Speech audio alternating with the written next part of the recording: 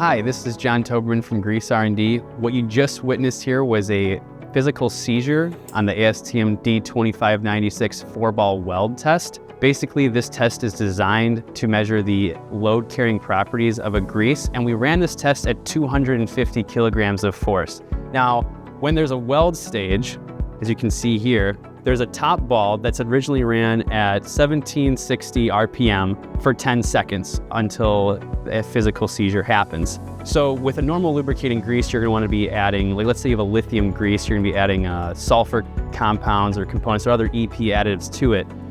Now, in some other discussions and talks we've had in the past about calcium sulfonate greases, that thickener type gives inherent EP property. So we're gonna run the same exact test at 250 kilograms of force and see if it can survive all 10 seconds.